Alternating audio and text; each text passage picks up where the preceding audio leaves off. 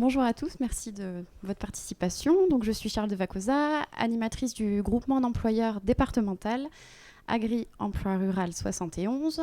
Donc, c'est une association loi 1901 donc, qui a été créée à l'initiative de la FDSEA, donc syndicat patronal agricole.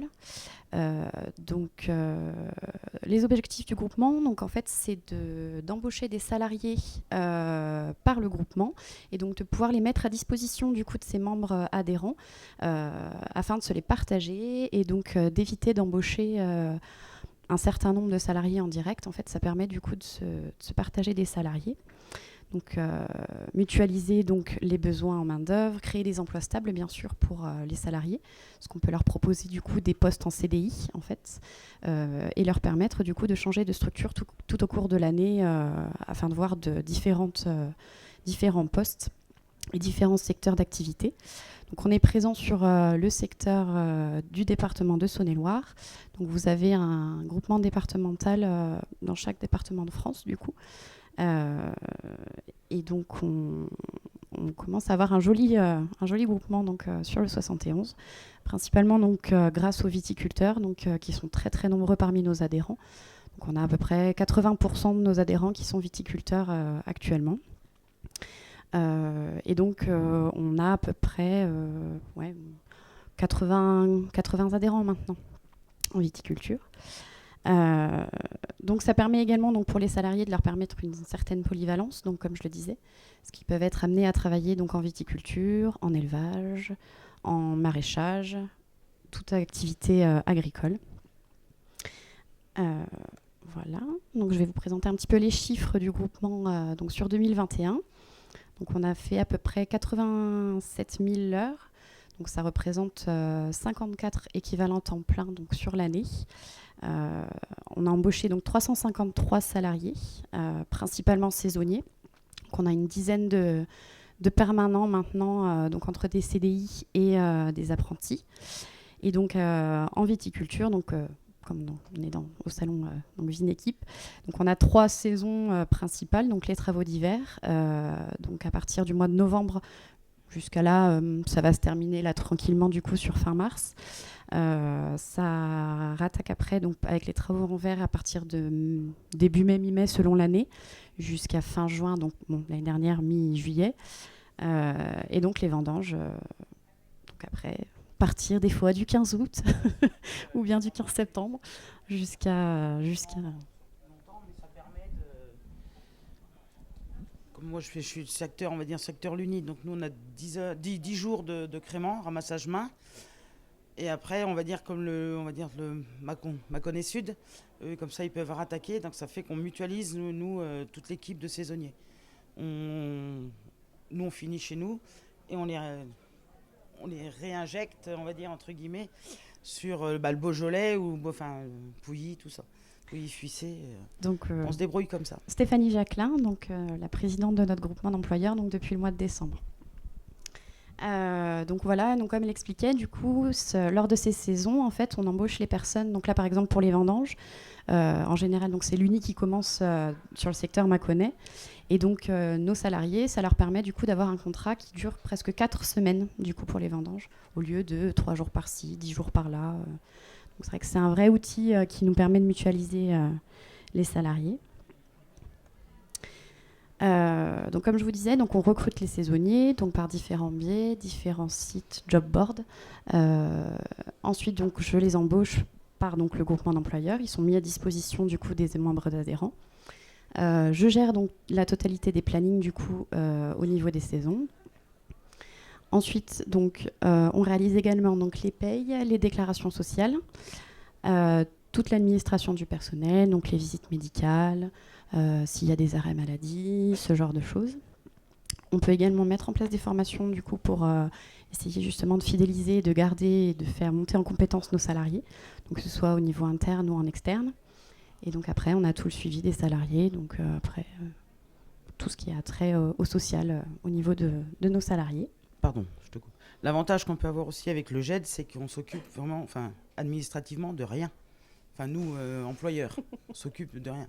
Ni déclaration MSA, ni feuille de paye. On envoie les calendriers à la fin du mois ou suivant des travaux de la saison. et ils gèrent tout. On a déjà un souci de paperasse en moins, pour moi perso. Et ce qu'il ne faut pas oublier de dire aussi, c'est que ceux qu'on emploie, certains, le GED prend en charge les logements. Chose que... Oui, parce que comme on fait beaucoup venir de saisonniers en fait, qui ne sont pas forcément du secteur local, pour justement, mais c'est une des choses, je voulais en parler un petit peu après, pour expliquer comment on pouvait fidéliser nos salariés. On prend en charge en fait le logement justement. Ils payent vraiment une infime partie et du coup c'est vrai que c'est un argument supplémentaire pour qu'ils restent chez nous, quoi. Ça dépend. Après, on a des étrangers, on a des personnes du sud de la France, du nord, de l'Europe, un petit peu de partout. Tout ce qu'on peut trouver, toutes les personnes qui sont disponibles et motivées pour venir travailler dans les vignes, ouais. En ce moment, c'est beaucoup de Bulgarie. On va dire, ça fait 3 ans Oui. qu'il y a beaucoup de la Bulgarie sont très présents. On va rester sur le format, on va essayer de faire une présentation, puis on prendra les questions après. Non, mais pas de souci. Du coup, on va vous faire une petite présentation donc, des différents postes qu'on peut avoir, nous, au sein du groupement. Donc, je vais te laisser prendre la parole, du coup, Stéphanie. Oui, Tu pourras mieux parler que moi de ce que les salariés sont amenés à faire chez toi, parce que donc, du coup, elle prend des salariés à chaque saison sur sa structure. Donc, elle va pouvoir vous expliquer mieux que moi. Bon, alors, les travaux en verre, donc on a la taille. Bon, là, par contre, il faudrait peut-être essayer justement de faire une formation pour ces employés saisonniers. Parce que bon, après, chaque exploitation a une façon de tailler très différente. Bon, puis ça s'apprend, c'est pas non plus difficile. Après, on a donc le tirage de bois, le curage des baguettes et le pliage. Voilà, les travaux d'hiver, c'est ça. Et après, on peut les garder pour repiquer les greffes. Enfin, mais bon, généralement, ça, on arrive à... Les salariés, on les prend vraiment le tirage de bois, le pliage et le curage des baguettes. Après, donc, les travaux en verre, donc, oui, vers la mi-mai, on va dire, donc c'est les mondages. Enfin, le mondage, pardon. Après, ici, nous, c'est couper des courants sur les arcures. Et puis, le palissage. Puis après, les vendanges, surtout, vendanges toutes manuelles, le crément. Puis après, on recommence une saison, et ainsi de suite. On essaye généralement, on reprend les mêmes parce qu'ils connaissent maintenant toutes les parcelles. On les véhicule, certains ou pas. Voilà, on leur met un véhicule à disposition. Et on essaye de fidéliser comme on peut. Ah, on a un petit noyau d'une cinquantaine de saisonniers maintenant qui reviennent depuis 3 ans sur nos structures. Donc c'est assez agréable, ne serait-ce que pour les viticulteurs, de ne pas avoir à réexpliquer. Ils connaissent les parcelles. L'exploitation. Voilà, c'est ça. Donc ensuite, je vais vous parler d'un de nos partenaires, donc l'ANEFA, donc Association nationale emploi et formation en agriculture. Donc c'est également une association paritaire, donc avec des représentants d'organisations d'employeurs et des syndicats salariés. Donc on a un réseau régional et départemental donc, qui est présent sur tout le territoire national.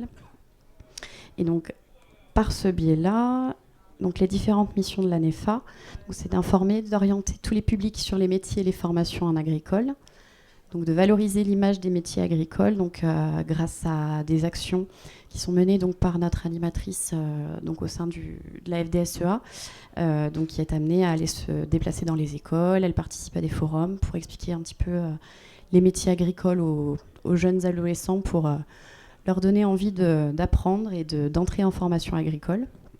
Et donc, du coup, de forcément développer l'emploi salarié en agriculture, donc, parce que, comme tout secteur d'activité, c'est très, très difficile de motiver les troupes pour venir en agriculture. Donc, voilà, comme je vais l'expliquer.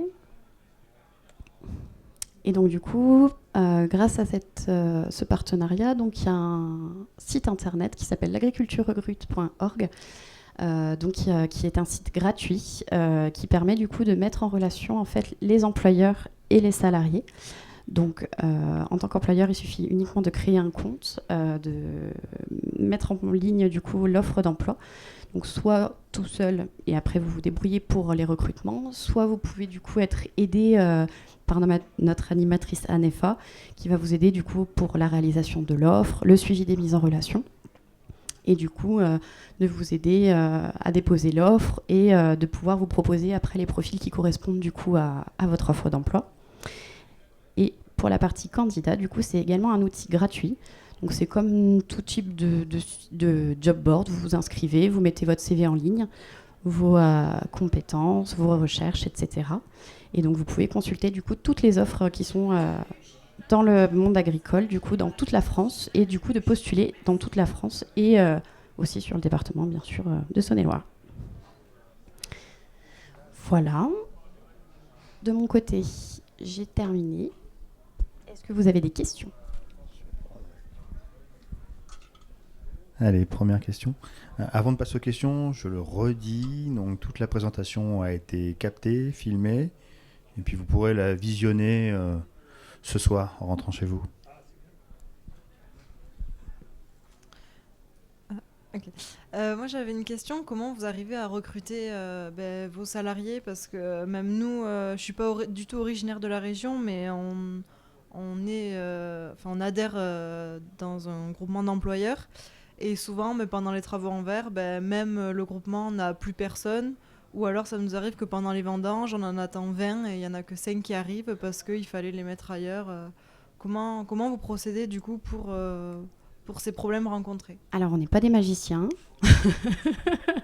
On a la chance d'avoir un très bon réseau. Du coup, on a commencé un partenariat donc, avec du personnel étranger. Donc, c'est la 4e année maintenant. Et en fait, ça se passe très, très bien. On a mis en place donc, du coup, la prise en charge du logement. Et donc, c'est vrai que c'est un argument qui est quand même assez imparable. Et pour le coup, nos saisonniers sont vraiment très contents. En plus, je pense qu'ils sont dans des bonnes maisons aussi. Et c'est vrai que du coup ça se passe très très bien, donc après on a de plus en plus de demandes d'année en année, hein, bien sûr, pas forcément de plus en plus de salariés, donc on essaye de mutualiser au maximum, de vraiment créer une solidarité entre nos adhérents. Ça c'est vraiment très très important et c'est ce qui fait que ça marche très très bien chez nous, c'est qu'en fait un adhérent du coup un jour se dit bon bah voilà, j'ai un peu moins d'activité aujourd'hui. Il m'appelle tout de suite et du coup moi dès que je sais que j'ai des personnes de disponibles, j'appelle les autres pour pouvoir du coup des fois dépanner d'autres ou voilà, c'est ce qui permet du coup de mutualiser au maximum. Après pour les travaux en verre l'année dernière, ça a été très très compliqué chez nous aussi. On a essayé de créer du coup des équipes de week-end, des grosses équipes, parce que c'est vrai que nos salariés du coup veulent faire des heures, donc on a la chance de ça. Et donc du coup ils travaillaient en fait le samedi par 10 et ça permettait en fait de pallier un petit peu au manque de la semaine avant, quoi. Camping, gîte. Voilà. En tout cas, ça répond aussi à la question, enfin c'est la même question, hein, l'origine des travailleurs que vous arrivez à recruter. Donc là, sur les 100 et quelques, c'est ça, d'origine étrangère. Il y en a 80 qui sont étrangers, ouais, tout à fait. D'accord. Pardon ? Alors, malheureusement, on risque d'avoir beaucoup d'Ukrainiens. Les pauvres. Ils sont travailleurs. Je sais bien qu'ils sont travailleurs. Non, mais je dis malheureusement. Surtout qu'en plus, en termes de papier, c'est très facilité. Donc pour le coup, il ne faut vraiment pas hésiter. Je pense que. Parce que bon, les pauvres. Ouais. Vous voulez le micro? Non, j'ai assez. Allez, j'en ai pas besoin. Ouais, c'est vrai, on n'a pas besoin de micro. Si, pour la captation. Si. Mais je sais plus ce que je voulais dire d'ailleurs. Oui, ici, concernant les charges patronales, Oui. Du coup, comment vous faites? C'est pris en charge par le groupement. C'est le groupement qui prend en charge en fait ces charges. Et du coup, derrière, en fait, il y a une refacturation. On rentre dans nos frais, en fait, qui est faite auprès des adhérents. Alors, du coup, au taux horaire, vous êtes à combien? Prix à l'entreprise? Après, ça dépend parce que du coup, on a parce qu'en fonction si on est adhérent fédé ou non fédé. Après, si vous voulez les tarifs, il n'y a pas de souci, je pourrais vous les donner, mais je suis pas certaine d'avoir l'autorisation de les donner. Et ça, c'est que pour le 71 ou vous faites pour d'autres régions? Nous, on fait exclusivement sur le 71. Après, on peut travailler avec les départements limitrophes. Ouais. Vous êtes sur quel secteur? 10. Ça fait loin. Hein. Non, c'est limitrophe, je suis désolée. Oui. La Fédé? Oui, bah, c'est la même chose. On est collègues en fait, enfin, on fait partie du même réseau, ouais. Pareil, c'est la même chose. Et ça, il n'y a pas le même groupement d'employeurs, quoi. Justement, il faut les booster. Alors, on va passer la parole à la présidente. La présidente. Faut juste en fait montrer les chiffres du 71 et puis booster les GED aux alentours. Enfin, moi perso.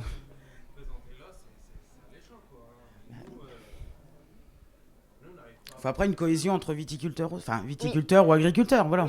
Il n'y a pas que la viticulture, parce que moi je suis viti, mais.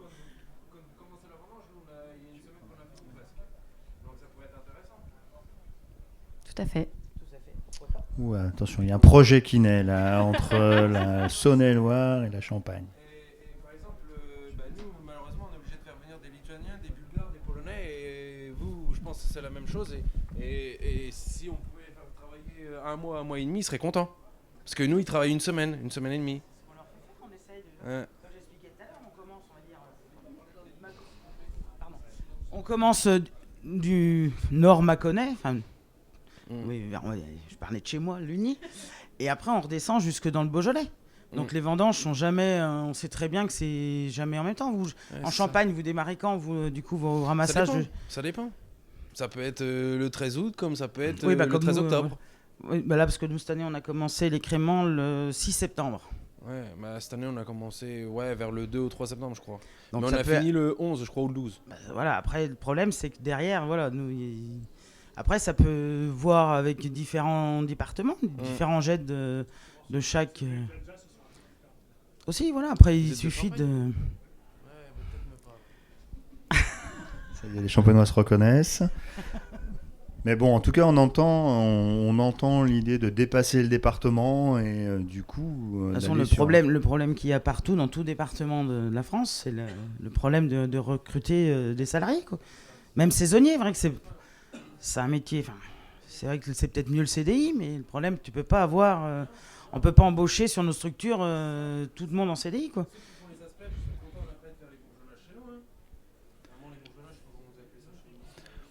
Oui, c'est ça. Oui, non, mais j'ai tout à fait compris, oui, parce que nous, si on veut, il y a les bourgeonnages, et puis après on a le mondage. Le mondage, attention, là, on va rentrer dans un monde du vocabulaire. Dans le micro, je vais. Après, est-ce que sur des prestations autres que la vigne, par exemple, les mises en bouteille, sur des choses aussi d'entretien de matériel, est-ce que vous avez des expériences dans ce domaine-là? On n'est pas du tout. Actuellement, on n'a pas de salariés du coup sur ce type de profil-là. Après, c'est quelque chose. Non, tout à fait. Ouais, c'est qu'on n'a pas encore fait appel à nous pour ce type de poste-là, quoi. Mais. Après, voilà, j'allais venir, moi, je me permets de poser des questions aussi. Je suis animateur, mais je pose des questions. Voilà, il y a les compétences, du coup, ça a été un peu évoqué, mais est-ce qu'ils sont accompagnés dans la montée en compétences ou voilà, est-ce que vous avez différents profils? Oui, complètement, oui. Après, surtout qu'on cherche vraiment à garder et à fidéliser nos salariés. Donc le but, c'est que plus on les forme, et le mieux ils vont rester chez nous et ils vont s'épanouir. Donc oui, complètement, ouais.